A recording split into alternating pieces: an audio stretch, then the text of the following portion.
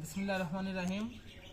আজকে আমরা ক্রিকেট ব্যাটের কাঠের গুঁড়া লাগানো বা স্টক বানানোর যে প্রক্রিয়া, কিভাবে কাঠের গুঁড়া লাগালে বা আমাদের ব্যাটটা মডিফাই করলে আমাদের খেলতে সুবিধা বা আমাদের স্টক সুবিধা হয়, তো সেক্ষেত্রে সেটা আপনাদের সঙ্গে আজকে শেয়ার করব। তো সেক্ষেত্রে আমাদের কাঠের গুঁড়াটা যদি মিহি হয় বা সম পরিমাণ হয়, সেক্ষেত্রে আমাদের ল্যাপিংটা করতে, আটা দিয়ে ল্যাপিংটা করতে সুবিধা হয়। তো এই ল্যাপিং করার জন্য আমরা কাঠের গুঁড়া যদি একটু চালন দিয়ে চেলে নিতে পারি, তাহলে সেক্ষেত্রে আমাদের ল্যাপিংটা আরও সুন্দর হবে।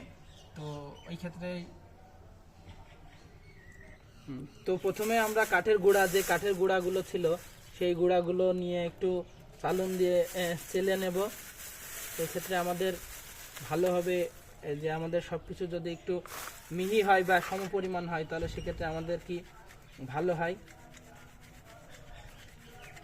এটা আমাদের ব্যাটে স্টক বা বিভিন্ন সুপারগুলো আটা দেয় বা বিভিন্ন প্রক্রিয়ায় ব্যাটের স্টক বানানোর চেষ্টা করে।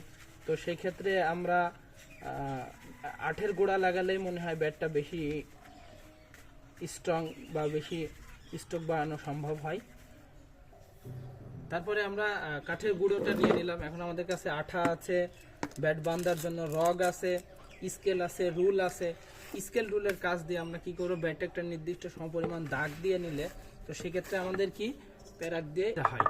তো আমরা যদি এভাবে দাগ করে নিই, তাহলে আমাদের সেক্ষেত্রে প্যারাক দিয়ে আমাদের যে কাজগুলো করব বা আঠা দিতে, তো সেক্ষেত্রে ল্যাপিং লাগাতে আরও সুবিধা হবে। তো একটা আমরা নির্দিষ্ট নিজেদের পরিমাণ মতো বা নিজেদের আয়ত্ত মতো কতটুকু দাগ নিব, সেই ব্যাপারে আমরা নিজেদের মতো করে নিতে পারি।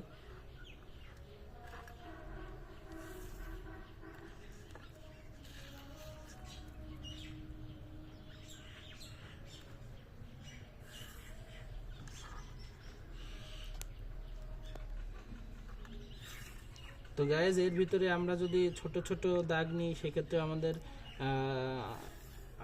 কানা করতে বা যেটাই বলেন যে প্যারাক ঠুকতে জিনিসটা সুবিধা হয়। আবার যদি আমরা লং করে নিই, তাহলে সেক্ষেত্রে আমাদের সুবিধা হয়।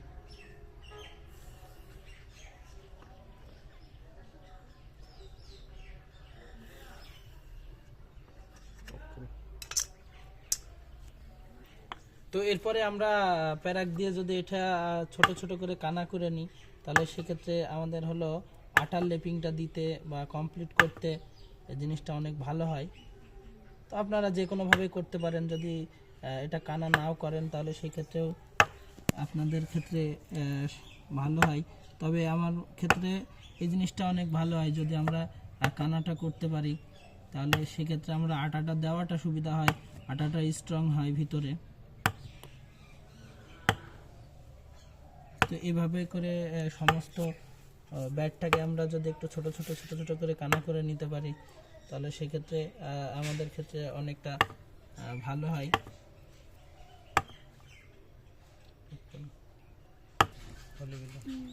তো গাইজ, আমাদের ব্যাটে ফুটো করার কাজ শেষ।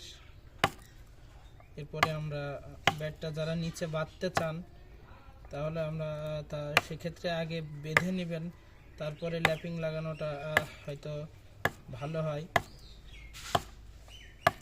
কারণ আপনি ল্যাপিং লাগানোর পরে বাঁধতে গেলে হয়তো ব্যাটটার স্ট্রং পয়েন্টগুলো